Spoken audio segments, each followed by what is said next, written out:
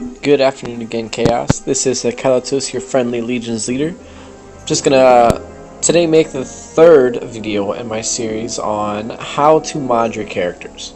First video was just an intro to mods, what stats you can get on them, how to really boost the stats you want, and kind of where you're gonna put mods.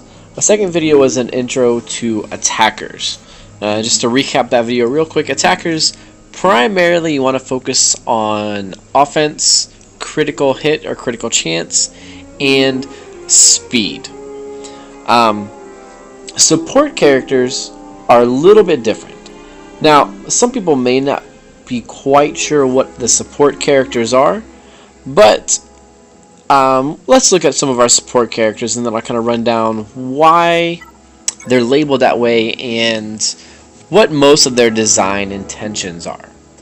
Now, there are some pretty popular characters here in the support class. Characters like Qui-Gon Jinn, Emperor Palpatine, R2-D2, Darth Nihilus.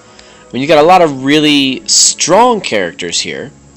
But what makes them support instead of attackers is their primary role is to boost the damage of other characters.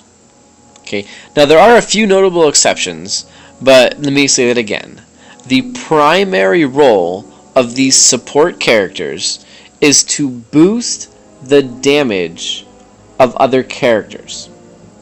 Now sometimes that's by calling assists, sometimes that's by debuffing the enemy, sometimes that's by buffing friendly characters, but with two very notable exceptions that I am aware of, every single character on this list of support is really there not necessarily to do a ton of damage themselves, but to boost other characters' damage.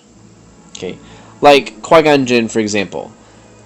He is capable of good damage, but he reduces turn meter, he calls assists, and he dispels. All great in helping your other characters do more damage. Emperor Palpatine, famous for a Chirpatine team where he alone can get upwards of 1,000,000 damage in the raid, but that's not his primary purpose.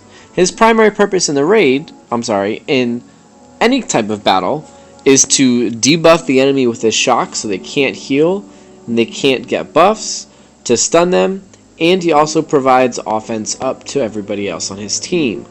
You know, R2-D2 is kind of your quintessential support.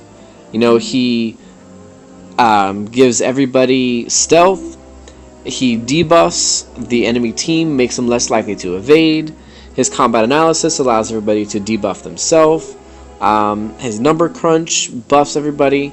So if you really want to know what a support character is and see them at their peak, look at R2-D2. Okay, his kit is really what all support characters are trying to do. Now, when I look at these guys, and girls, in the case of Aayla Secura and Hera Syndulla, what are they doing in my group, and how should I mod them? Okay, now, like I said, most of them are not in your group to do a ton of damage, though they can, some of them. That's not their primary role.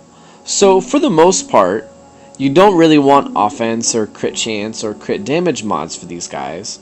You're going to want, for some of them, a lot of potency. For all of them, you're going to want a fair amount of tenacity because they can't use their abilities that buff everybody if their ability blocked or stunned. So you're going to want a decent amount of tenacity for all of these guys. For most of them, you are going to want to boost their speed because the quicker they are, the more assists they can call, the more buffs they can do, the more turn meter they can grant, anything like that. So you want to give them most of them a lot of speed. Health, not super helpful unless you're looking at a healer, of which Barisolfi used to be in here, because healers, I believe, were support. Let me find her, see where they ended up.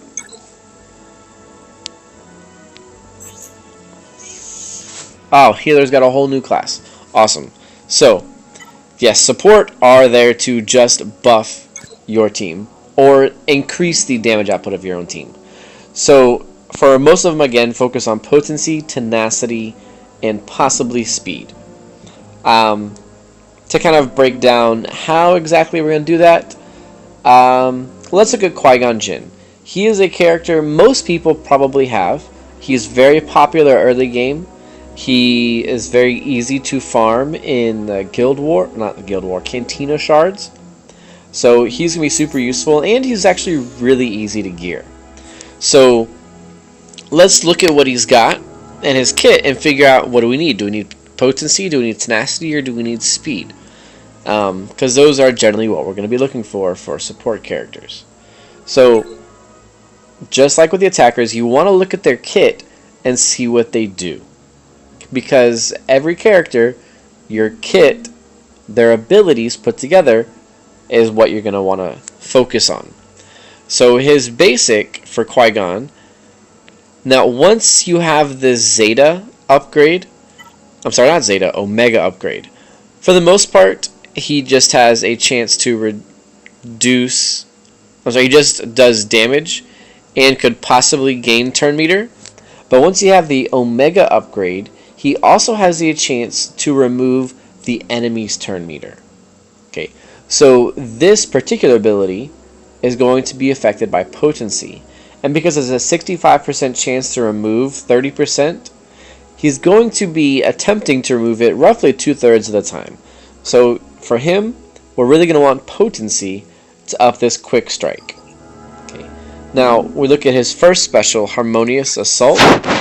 Deal special damage to target enemy and call an ally to assist.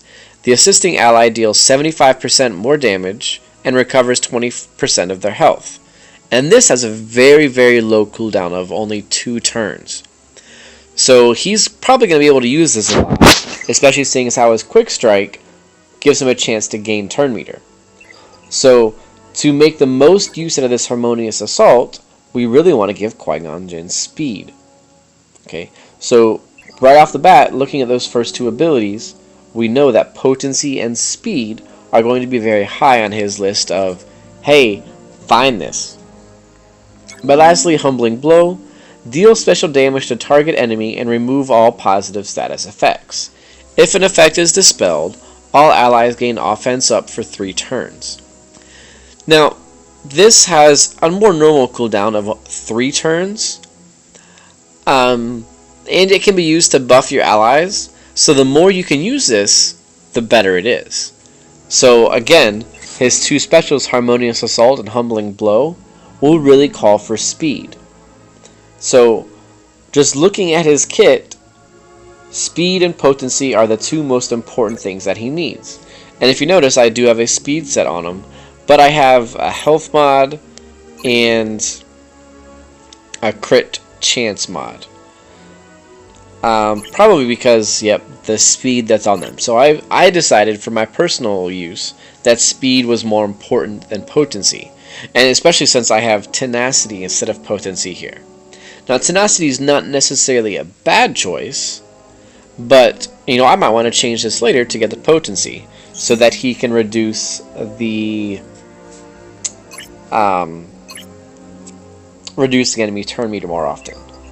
So any offensive stats you can get, like crit chance, offense, crit damage, they could be useful, but again, that's not really his main purpose in any group that he's in. He's there to call assists, dispel, and remove turn meter. So his health, protection, not as needed. His potency and speed, you want to get up. Those are the most important. And then tenacity is right below that, because if he's ability blocked, he can't use any of his specials or call the assists or dispels. So some of you may have seen Qui-Gon do a lot of damage, but that's not what he's there for. Okay, now, because he's relatively straightforward, well, let's look at another support character and kind of determine what is this person for. Now, Aayla Secura is an interesting support character. Now, she is capable of a ton of damage, and one of my favorite characters in the game, which, you can see one of the only ones that I have completely and totally maxed. But she is still classified as a support. Okay, and that is mainly because of her Inspiring Strike. This ability deals physical damage to target enemy with a 35% chance to call an ally to assist. If the assisting ally is a Jedi, they deal 50% more damage. Okay, so 1 in 3 hits, she's going to call an ally to assist. Now, that may not seem like a very high chance, but if you look at her unique ability, Superior Riposte, Ayla has 10% critical chance, 65% counter damage, and 50% blah blah blah. I'm sorry, 10% critical chance, 65% counter chance, and plus 50% counter damage. Now what that counter damage means is she does 50% more than her normal attacks when she counters. And 2/3 of the time she gets hit, she's going to counter. Okay, so if there's any team that has AoEs, there's a fairly good chance she's going to hit the person that attacked with an AoE. And seeing now she's going to hit more often, that 1/3 chance to call an ally to assist, that's going to happen a lot more often than you would think. And that's why she's classified as an assist, or as a support, because she does call so many assists. Now, she is one of the exceptions in that you're not necessarily going to be always modding for speed or tenacity and potency, because her not her Inspiring Strike, but her unique gives her the chance to stun when she crits. Okay, so her crit chance, you're going to want to get high so she can stun people. But because she is countering so often, she's already doing a lot of attacks, speed is not super important for her. So we're left with, for a normal support, potency and tenacity. Okay, tenacity because you don't want her to get stunned or dazed, because then she can't counter. Okay, and potency so that her stuns will actually stun rather than be resisted. And if you look at my mods, knowing that she stuns on crit, I went straight for crit chance on Ayla Secura. But I'm thinking I'm going to want to change that again after just looking through this, because I look at my potency, it is only 29%. So that's pretty low for somebody who is supposed to be stunning people often. And yep, again, I have a 24% tenacity mod, which when I find one, I will switch out with a potency mod. And then might even switch one of these sets of crit chance to potency, so that her stuns land more often. So overall, to recap, your support characters are there to buff other people.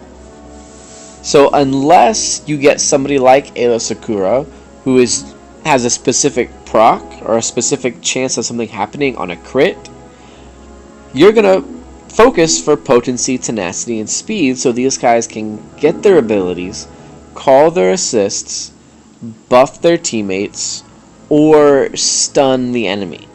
Okay, that's what their purpose is. So while offense and crit chance are nice, they are not necessary for these guys, and sometimes they might actually lead to less usefulness in your team if you don't let them use their abilities more often. So attackers, crit chance, crit damage, offense, and speed. Support, generally more focused on speed, potency, and tenacity. Hopefully that helps you figure out how to mod some of these support guys, and really helps you to think about how you want to include them in your teams. So make sure that when you go for modding your support characters, unless it's somebody like Ayla Secura, don't throw all those offense mods in. Put those potency, tenacity, and speed mods in so they can use their abilities and really help out your team all they need. Well, that is it for this video. Good luck, Chaos. Continue to farm those mods. do what you need to do, and good luck getting the stats that you want, and that'll really help support you.